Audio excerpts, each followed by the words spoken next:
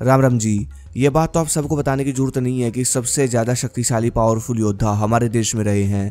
योद्धा जैसे शरीर बनाने का मतलब ये नहीं है कि आप 7 फुट के होने चाहिए, तलवार भाला आपके पास होना चाहिए, घोड़ा आपके पास होना चाहिए। योद्धा जैसे शरीर का मतलब ये है कि आपके अंदर हर तरह का बल हो, बुद्धि का बल हो, आप बुद्धिमान होने चाहिए ताकि जहाँ बुद्धि की बात आए वहाँ आप खरे उतरो। शरीर का बल भी होना चाहिए ताकि आप लड़ सको किसी से।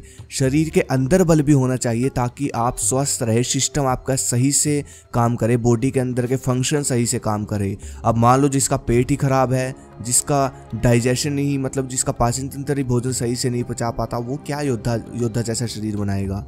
तो इस तरीके से अंदर से शक्तिशाली होना चाहिए शरीर, और दिल जिगर भी शक्तिशाली हो, मतलब मन की शक्ति, ताकि बुरी से बुरी स्थिति में आप डरो ना। जैसे कि आजकल लड़कों के दिल कांप जाते हैं ना, कोई दुर्घटना होती है तो दिल एकदम पत्थर होना चाहिए, जिगर होना चाहिए एकदम। तो इस तरह का शरीर हम लोगों का होना चाहिए, युवाओं का होना चाहिए। और इस तरह का शरीर आप लोग कैसे बना सकते हो योद्धाओं जैसा, तो उसके लिए कुछ टिप्स लेकर आया हूँ। अगर अनुशासन से फॉलो कर लोगे भाई तो समाज में सबसे अलग हो जाओगे, शरीर से भी और बुद्धि से भी, हर तरीके से। सबसे पहला जो काम है जो कि योद्धा जैसा आपको बनाएगा वो है ईश्वर का ध्यान। आपने सुना होगा और देखा भी होगा कि जितने भी योद्धा हमारे देश में रहे, पावरफुल से पावरफुल योद्धा, सब ईश्वर का ध्यान किया करते थे। वेदों में ईश्वर को ओम का नाम दिया गया है, इसलिए ओम का उच्चारण पहले योद्धा करते रहे हैं। आधा आधा घंटा, एक एक घंटा ध्यान करने वाले योद्धा भी रहे हैं। हर योद्धा अपने दिमाग को शार्प करने के लिए विपासना मेडिटेशन करते थे। विपासना ध्यान बहुत शक्तिशाली होता है। गौतम बुद्ध जी भी इस ध्यान को ही करते थे। इस ध्यान का कार्य है दिमाग में चल रहे उल्टे सीधे विचार या अश्लील विचार जो कि आपकी शरीर की ऊर्जा भी खा जाते हैं, उन विचारों को ख़त्म करना। इस ध्यान से होते हैं वो, विपासना से।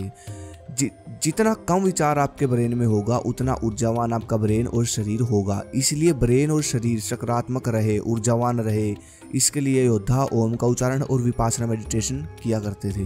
दूसरा टिप्स है प्राकृतिक डाइट। मुझे पता है कि आप लोगों के दिमाग में ये चीज़ जरूर आ रही होगी कि भाई योद्धाओं की डाइट तो बताओ, योद्धा डाइट क्या लेते थे, खाते क्या थे।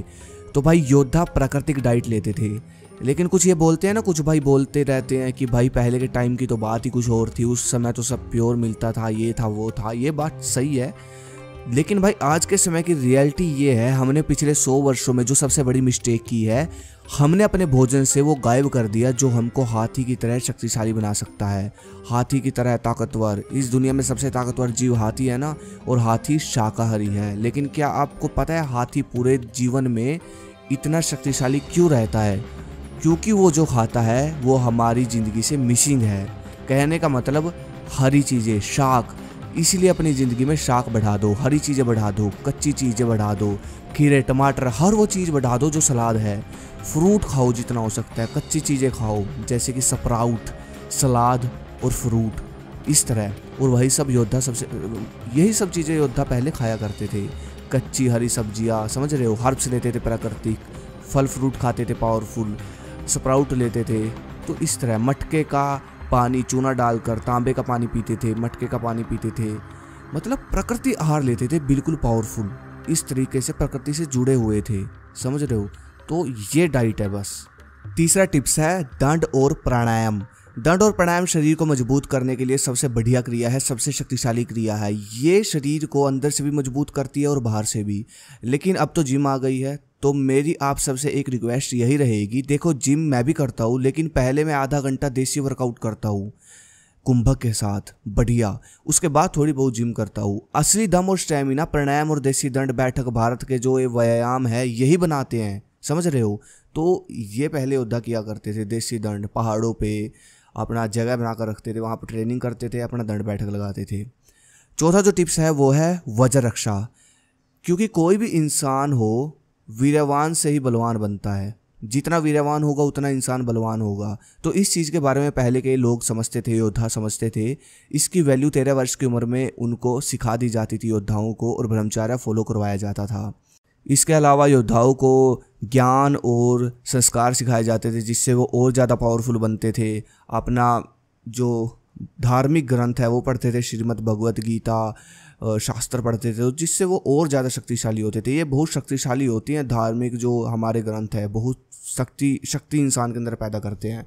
तो बस भाई ये वो टिप्स है जो आपको योद्धा की तरह बना सकते हैं। मेरे कहने से आप इनको 2 से 3 महीना फॉलो करके देखो, बस बाकी आपके दिमाग के ऊपर है, जैसा सोचोगे वैसा बनोगे।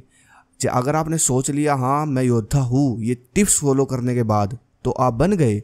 बढ़िया अपना सुबह ध्यान प्राणायाम करके सीखा रख लो एक, ठीक है, और अपना तिलक लगा के घर से बाहर निकला करो, आप योद्धा से कम थोड़ी हो।